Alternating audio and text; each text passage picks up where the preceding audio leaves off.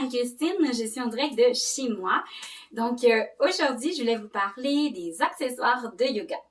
Et on le sait, en classe, ça nous arrive souvent d'utiliser des accessoires de toutes sortes parce que c'est bien agréable, mais à la maison, on n'a pas toujours tout ce qu'il faut.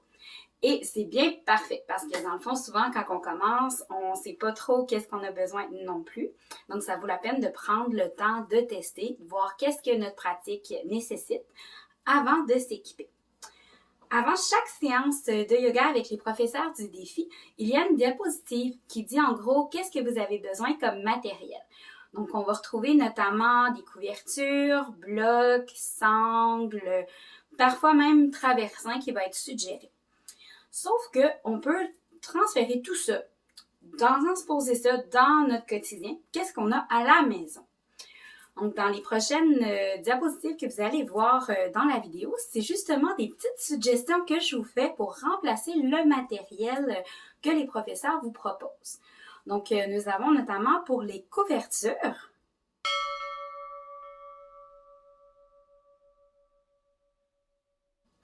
les sangles,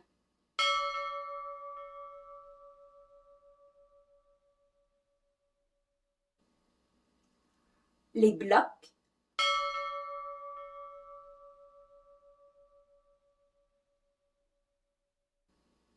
ou encore les traversins ou bolsters.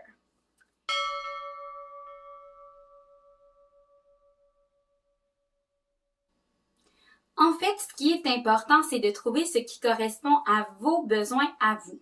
Donc, lorsque les professeurs suggèrent du matériel, ça se peut que vous en ayez besoin de davantage. Donc, on n'hésite pas, on met pause, on va chercher du matériel supplémentaire.